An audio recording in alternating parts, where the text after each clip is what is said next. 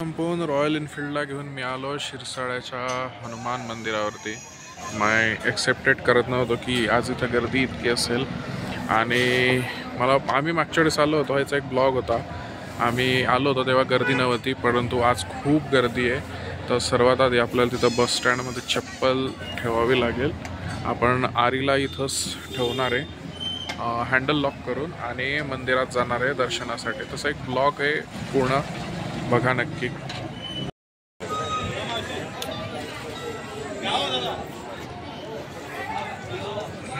तर एक गेट आहे.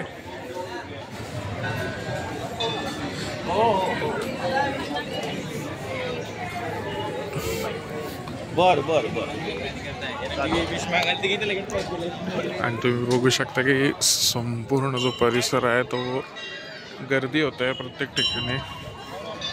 आणि खूप ठिकाणी लोक दर्शन घेऊन आरामसुद्धा करत आहे. खूप अति असं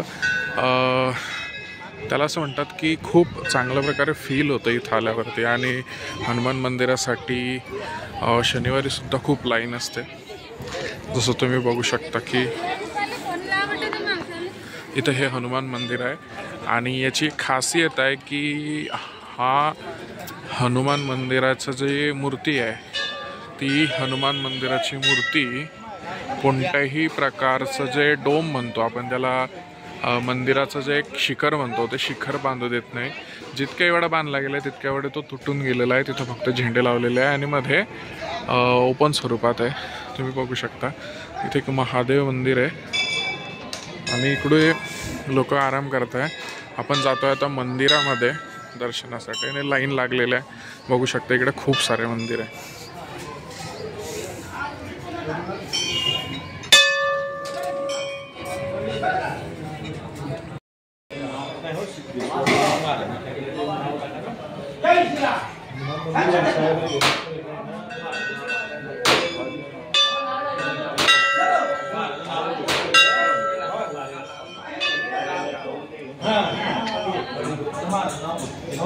काशी हनुमान मंदिर, हनुमानाची मूर्ती इथं.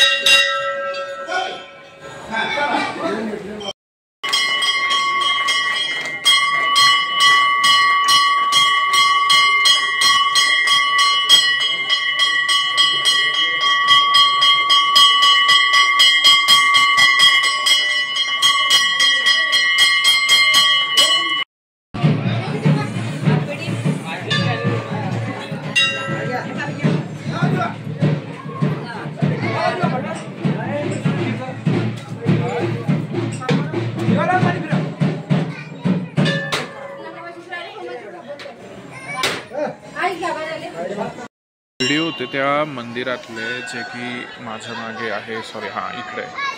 तर म्हणतात की असं या मंदिरामध्ये हनुमानजीचा साक्षात्कार झाला होता. आणि ह्या मंदिराचं मी तुम्हाला बघितलं की मंदिराच्या हनुमानजीच्या मूर्तीच्या वरती कोणत्याही प्रकारचा कळस नाही. तो कळस आतापर्यंत खूप लोकांनी बांधण्याचे प्रयत्न केले, पण ती मूर्ती आजपर्यंत ते कळस बांधूच देत नाही. तो कळस आपोआप पडून जातो. असा हा एरिया आहे. मध्ये काही सांगू शकलो नाही कारण तिथं मोठ्या प्रमाणात आरती, प्रार्थना आणि गोंधळ होता, त्यामुळे मध्ये बोलू शकलं नाही. परंतु मध्ये तुम्ही नक्की इथं या आणि एक वेळेस याचा आनंद नक्की घ्या. मंदिराच्या मध्ये आल्यावर या गेटामधून घुसल्यानंतर तुम्हाला सर्वात आधी इकडनं लाईन लावावी लागेल. नंतर तुम्ही या मंदिरामध्ये प्रवेश करू शकता. प्रवेश केल्यानंतर तुम्हाला या साईडने मागे येऊन इथं नारळ फोडावं लागतं. नारळ फोडल्यानंतर तिथं झाडावरही वाहिलं तर चालतं आणि काही प्रसाद म्हणून तुम्ही घरी घेऊन जाऊ शकता. थंडी अजूनही आहे, 1 ते 2 वाजलेले थंडी आहे. अजूनही लोक पडावरती बसून देवाच्या दर्शनाचा लाभ घेत आहे. समोर बसलेले काही व्यक्ती लोक. आणि इकडे जेवणाचे कार्यक्रम चालू आहे, म्हणजे ज्या लोकांचा मान असतो ते इकडं जेवणाचे कार्यक्रम करतात. हा हॉल तुम्हाला सेपरेटली घ्यावा लागतो, काही पैसे असतात ते पे करून तो हॉल घ्यावा लागतो. त्याच्यानंतर हे गेट आहे आणि इथं समोर पण खूप मंदिर आहे. आपण जातो थोड्या वेळाने जाऊ आपण तिकडे.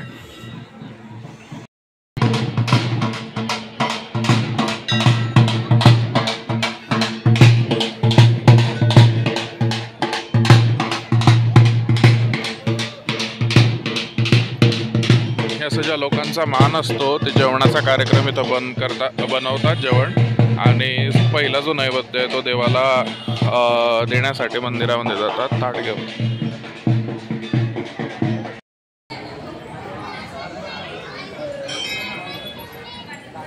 हा मंदिराचा फ्रंट व्ह्यू आहे.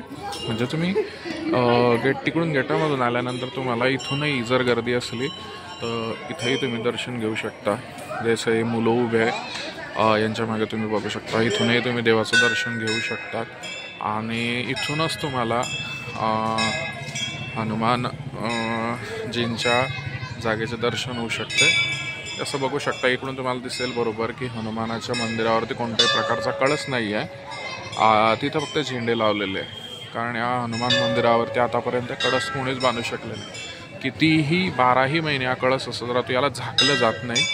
पाणी ऊन पाऊस सर्व त्यावरती मूर्तीवरती पडत राहतं. तसं इकडे पण खूप मंदिर आहे. इकडे राम मंदिर आहे, तिकडे शिव मंदिर आहे, महादेव मंदिर आहे, असे मंदिरसुद्धा इथं आहे. आणि आपलं दर्शन झालं, कारण खूप मंदिरामध्ये आता गर्दी होण्यास सुरुवात झालेली आहे. ज्या लोकांचे मान आहे ते इथं अजूनही वाट बघत आहे.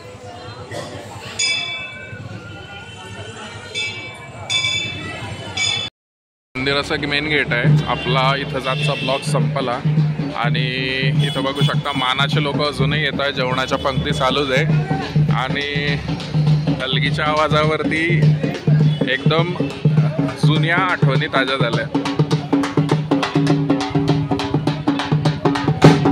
लहान मुलांचा मान असतो, असे लोक इथं मान धरतात आणि मान पूर्ण करण्यासाठी मंदिरामध्ये. तसं आजचा ब्लॉग इथंच संपवतो, कारण मला जायचं आहे भुसावळ. मी मुक्ताईनगरपासून 17 किलोमीटर दूर आहे. 17 किलोमीटर दूर आल्यावरती शिरसाळ्याच्या मारुतीचं मंदिर तुम्हाला इथं बघायला मिळतं. खूप गर्दी आहे सध्या. आणि मी इथून आता मुक्ताईनगर कॉलेज, कारण कॉलेजला असं समजलेलं आहे की आमची पगार झालेली आहे आणि मी पगार घेण्यासाठी कॉलेजला जाणार आहे. आणि 2-3 दिवसांनंतर नाशिकचा सुद्धा ब्लॉग येणार आहे, तो नक्की बघा. तोपर्यंत चॅनलला सबस्क्राईब करा आणि व्हिडिओज बघत राहा, कारण मी तुम्हाला आवडतो का हे माहिती नाही, पण मला तुम्ही आवडता.